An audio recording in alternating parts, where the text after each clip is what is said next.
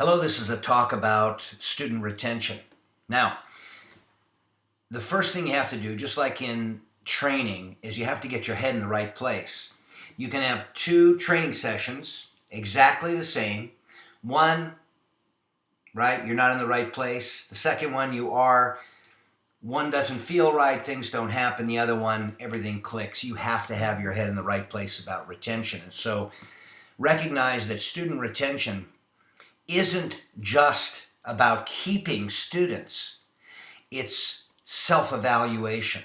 It's a chance for you to train the people around you to think about retention. And I'll tell you, one of the big problems with student retention is you're not heading off the enemy at the pass. You know that this time next year you'll have exactly the same amount of students you have now, that all the students you sign up will be leaving, and yet you let a single class, a week of classes, a month of classes, numerous opportunities to talk about things that keep people from reaching their dreams, that become obstacles to their progress, to keep their own thinking in line. You just let it go. You think that leading warm-ups and doing kicks and doing drills and telling jokes, whatever it is that you do in class, is all that you have to do, when staring you right in the face is the loss of millions of dollars over the course of your career,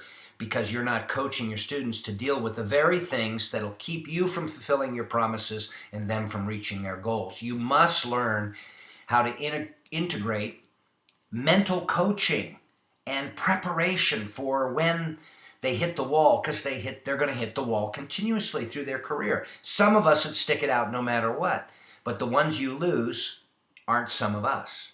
They're the ones you're losing, and they're the ones you have to talk to in the classes when you have that brief window when they're tired and receptive, so that they can hear what you're saying, and when they're presented with an obstacle, they get through it. This is a dialogue your whole staff has to be involved in, because you're going to want them to be able to do it as good or better than you can.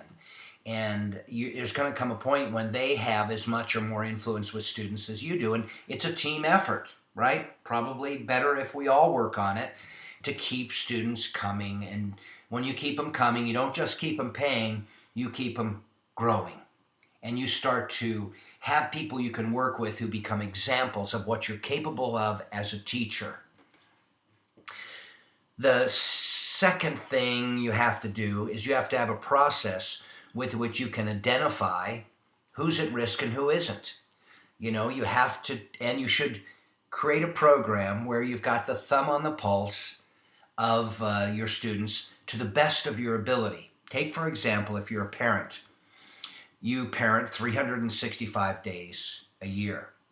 But if just one morning happens when your child cannot open their eyes, when they don't seem to be moving out of the bed, and you can hear them breathing but nothing else is happening, what do? Well, there's 364 other days, let's just move on. You freak out. And while we can't probably bring that level of scrutiny and attention to, 50 students, 500 students, whatever, it's got to be something like that. You've got to recognize, before it becomes a problem, things that keep people from dropping. Will you keep all your students? Nobody ever keeps all their students. And in fact, elementary, junior high, high school, college, 100% attrition, right? But you can keep more of them, and you can affect your school's business model and the amount of your cash flow by keeping people who you've put so much time and energy into already, that it just is smart to keep them and actually have them come out feeling like you've really changed their life, instead of going, I'm going to try something else now.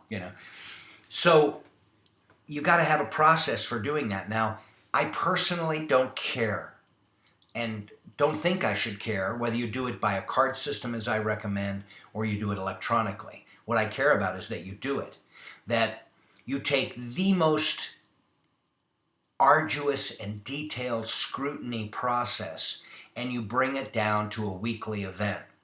So, and the only way you'll know if that works is in the results you get. When you start seeing the stack of cards or the list of people you've lost grow, that's where you stop, look, and listen at what you're doing and ask yourself, can I improve this? So I like Zen Planner as a school management program because Zen Planner supports the Alabama Buildvention, where you should be coming. I really like the card system because there is no more detailed way for you to really look at your student body as individuals, not as pieces of paper, lists of people, but as this is a student in lieu of them being there in front of you. And yes, it's time consuming. Yes, it's, extra work. However, just add up in a year's time the money you lose from people who you lose as students. And because I've done it many, many times, and it justifies the work. I mean, after all, that's our business. We have to keep students coming to get what we do. So I'm going to end this talk here, which was about attitude and finding a way to track your students, because I want you to evaluate every student every week. Now, in a very big school, that might not be a possibility. You might get through them in a month's time, but you learn how to distinguish who's at risk and who isn't. And you learn how to turn that acknowledgement of risk into something that you do to make a difference.